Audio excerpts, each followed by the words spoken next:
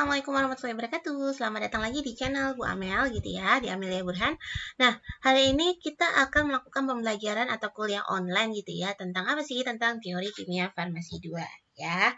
Jadi, jika kalian merasa video ini gitu ya, mempunyai manfaat gitu ya, kalian boleh like, share, dan subscribe gitu ya. Tapi ini nggak wajib gitu ya. Yang penting ilmunya nyampe di kalian dan bermanfaat, itu sudah luar biasa senangnya buat saya gitu ya.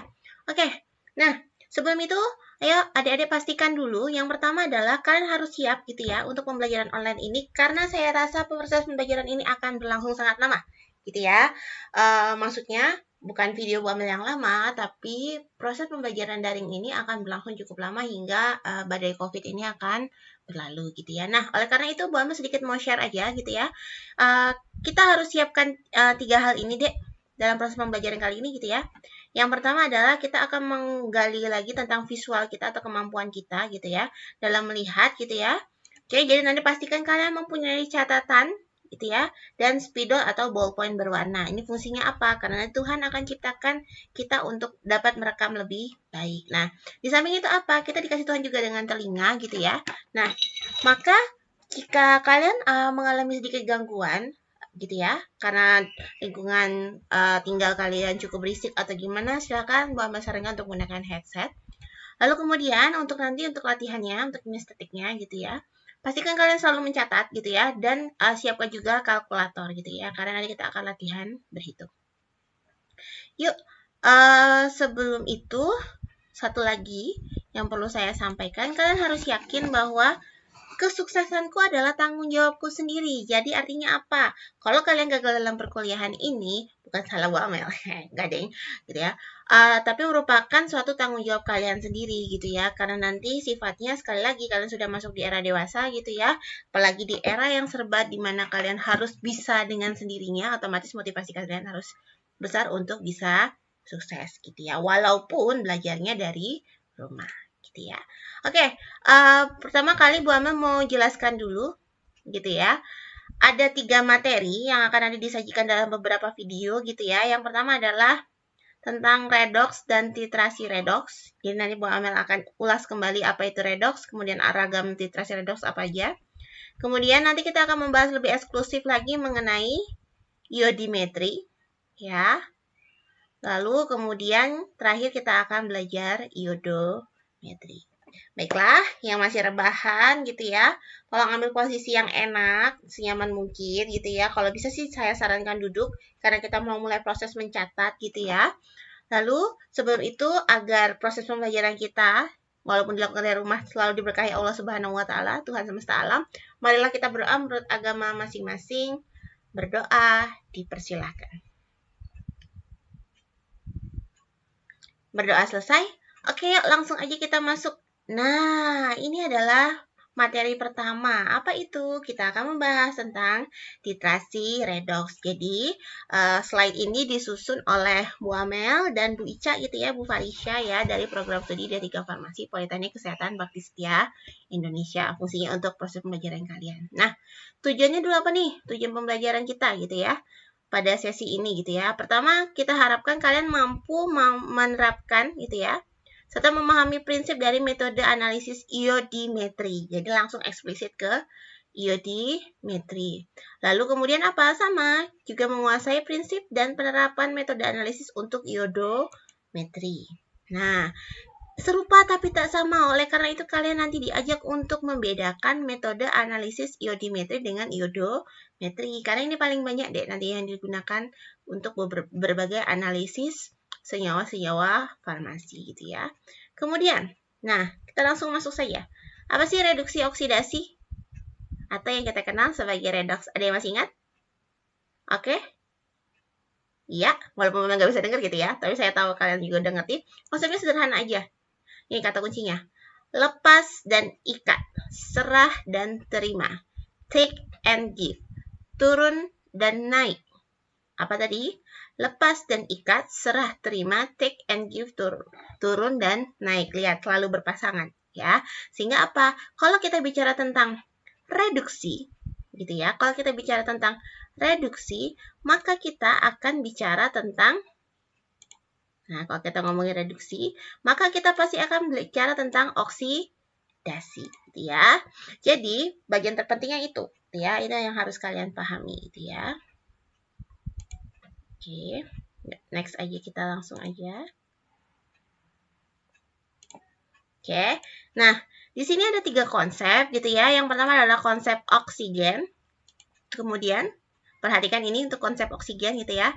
Karena kata kuncinya adalah konsepnya adalah oksigen, maka kalian perhatikan oksigen yang ada pada reaksi ini. Sekali lagi, sebelah kiri adalah siapa?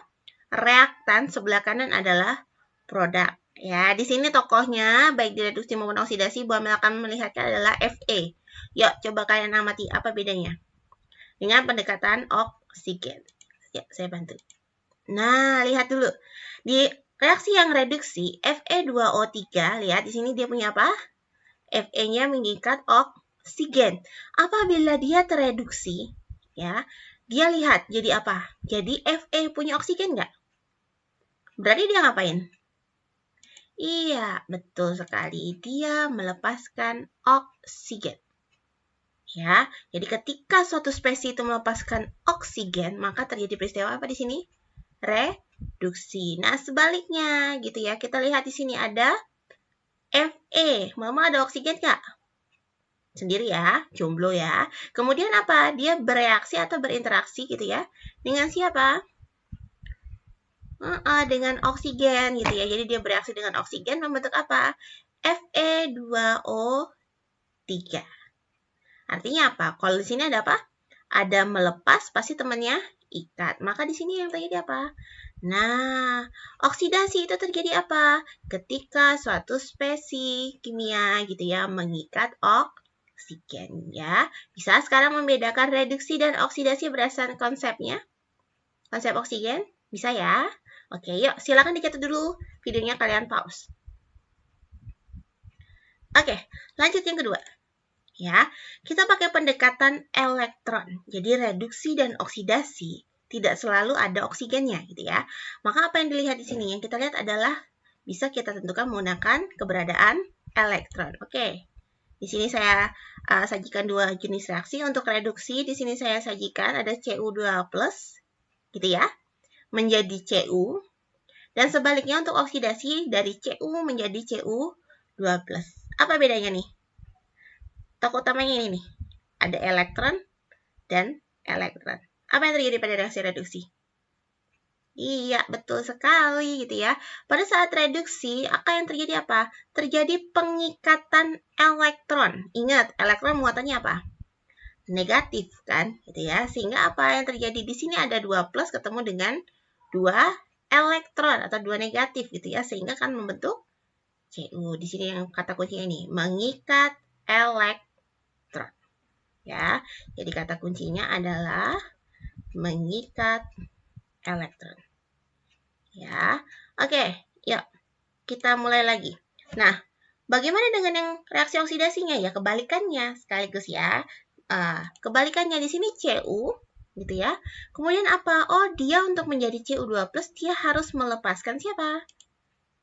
Iya, betul, 2 elektron. Jadi, kalau direduksi, ya, kapan suatu spesies kimia mengalami reduksi? Ketika dia mengikat elektron.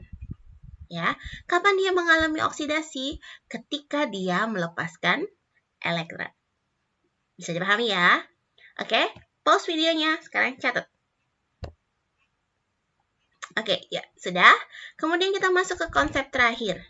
Apa itu gitu ya? Konsep bilangan oksidasi atau bilox. Di sini Bu Amel tidak akan mengajari bagaimana cara membaca bilox. Silakan kalian flashback kembali ke teori kimia dasarnya gitu ya, atau baca-baca buku lain, atau boleh nonton video lainnya gitu ya.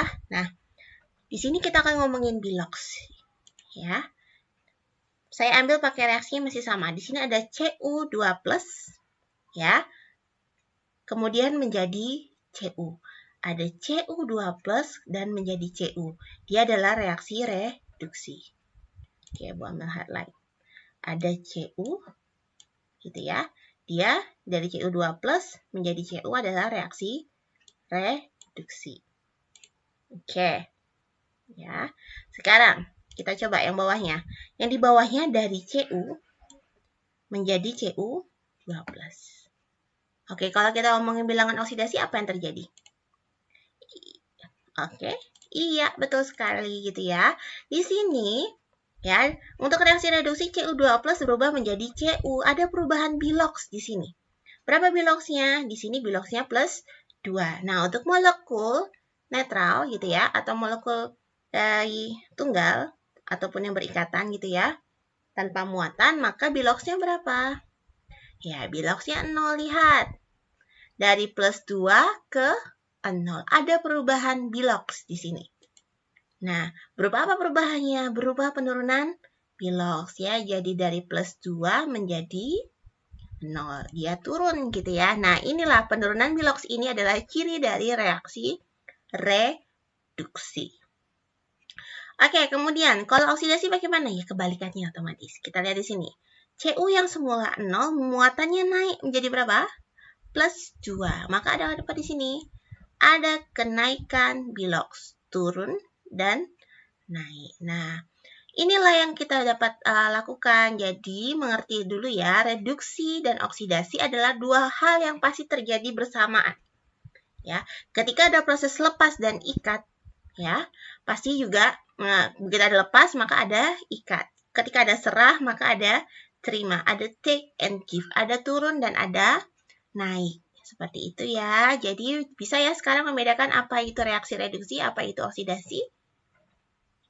Oke ya, tapi ini bukan inti dari pembelajaran hari ini, tapi saya hanya coba flashback saja, Bu Amel hanya flashback aja. Nah, senyawa yang mengalami reduksi, ya, senyawa yang mengalami reduksi kita sebut sebagai oksidator.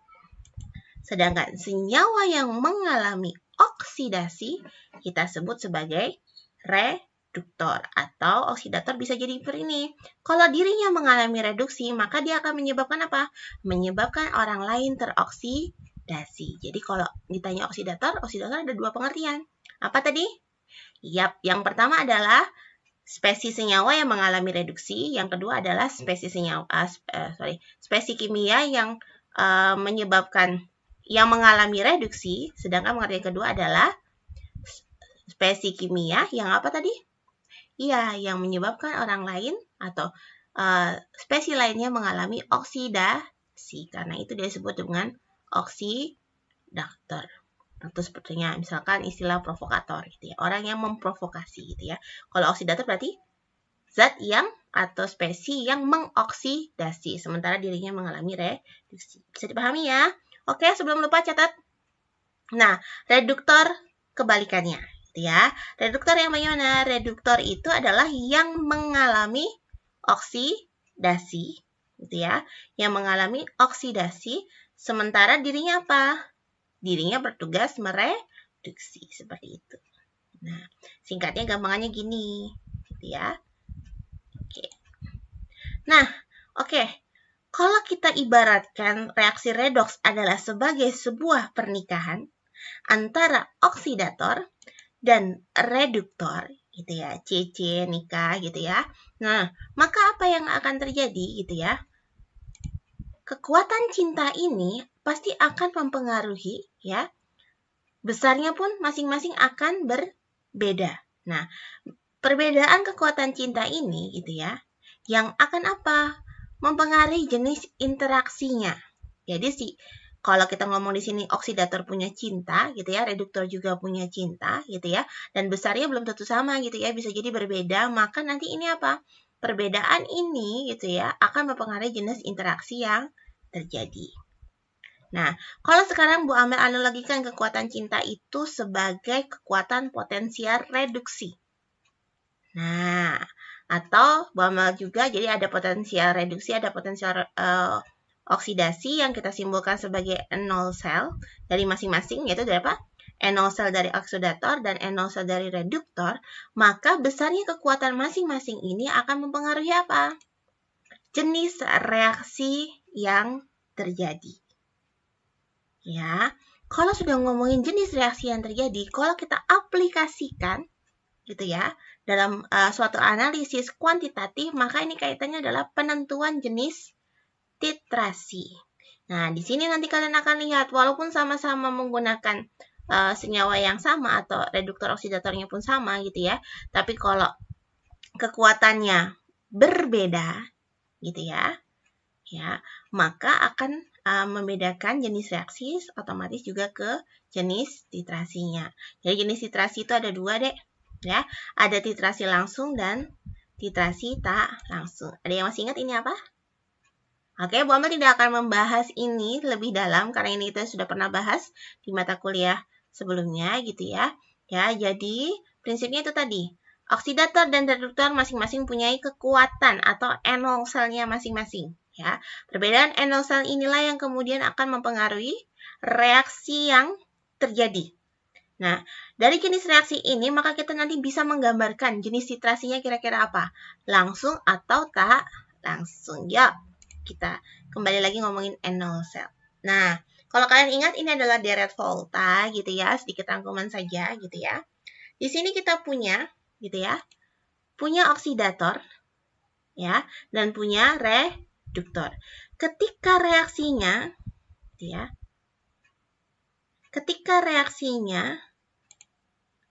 gitu ya, saya ulangi. Oke, di sini buat mengulangi gitu ya. Di sini kita punya deret volta gitu ya. Kita punya deret volta di mana di sini tadi siapa? Ada oksidator, di sini ada reduktor gitu ya. Maka semakin ke kanan gitu ya, maka sifat oksidatornya semakin kuat. Semakin ke kanan dia sifat oksidatornya semakin kuat. Artinya apa? Dia semakin mengalami reduksi dan semakin kuat untuk mengoksidasi. Sedangkan semakin ke kiri, maka sifatnya apa yang terjadi? Dia semakin sebagai reduktor kuat. Bisa dipahami ya. Nah, ini tidak akan buat membahas lebih karena ini ada di materi lainnya. Tapi perlu kalian ingat ini karena apa tadi? Enol sel itu perbedaan antara enol sel oksidator dan reduktor akan mempengaruhi jenis apa tadi? Jenis reaksi dan otomatis nanti akan mempengaruhi apa? Jenis titrasinya. Yuk, kita masuk dulu berdasarkan hal tersebut ya. Ada dua jenis dalam reaksi redoks gitu ya. Ada oksidimetri dan ada reduksimetri. Nah, kapan terjadi oksidimetri gitu ya? Kalau larutan bakunya adalah oksidator. Ya. Kalau larutan bakunya adalah oksidator, maka jenis reaksinya adalah oksidimetri. Lalu bagaimana sampel yang kita uji? Sampel yang kita uji karena dia oksidator gitu ya, di buret oksidator gitu ya, maka yang diuji harus bersifat apa? Sebagai reduktor. Bisa dipahami? Ya, jadi ini adalah jenis dari reaksi redoks gitu ya. Oke. Kemudian kita lihat lagi di sini. Ya, bagaimana dengan reaksi berikutnya? Kalau dia reaksinya ya, di mana buretnya diisi dengan larutan baku yang bersifat sebagai reduktor, ya, maka dia disebut sebagai apa? Reduksimetri.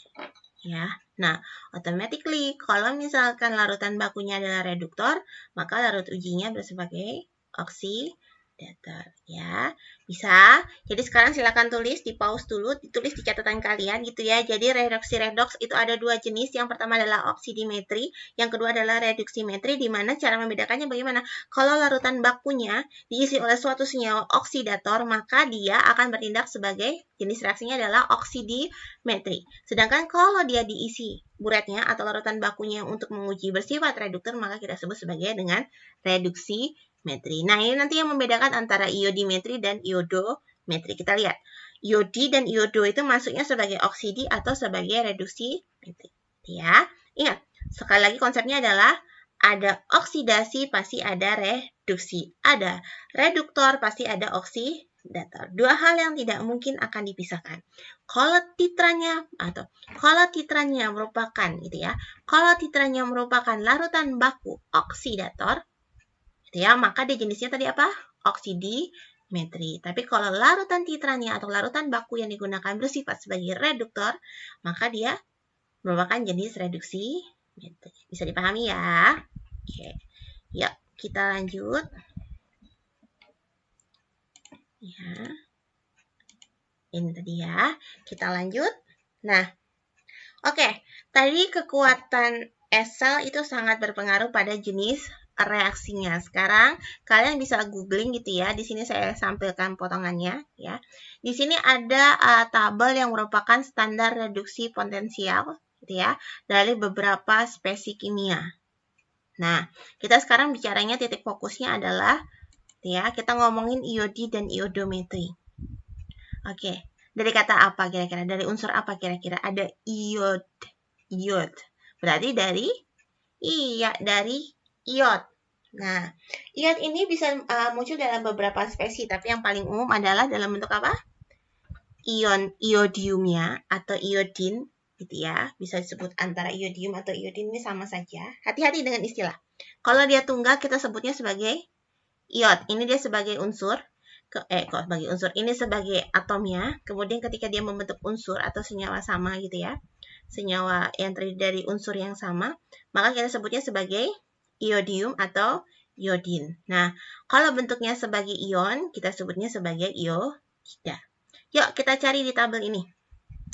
Mana yang reaksi yang memuat I2 dan imin? Sudah ketemu? Yes, ini dia.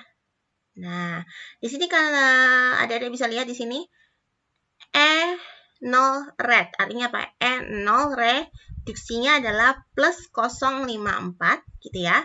Dengan reaksi adalah I2 plus 2 elektron menjadi 2 min. Ini yang akan menjadi acuan kita untuk menentukan jenis reaksinya adalah iodimetri atau iodometri. Ya, sekali lagi apa tadi? Kekuatan E0 sel akan mempengaruhi apa? Ya, mempengaruhi jenis reaksi. Otomatis nanti akan juga mempengaruhi pada jenis titrasinya. Gitu ya. Yuk, kita bahas dulu. Tadi kita sudah dapat informasi bahwa ketika I2 ditambah dengan 2 elektron membentuk 2 imin, itu N0 rate-nya adalah sama dengan, ya berapa? Plus 0,54 volt.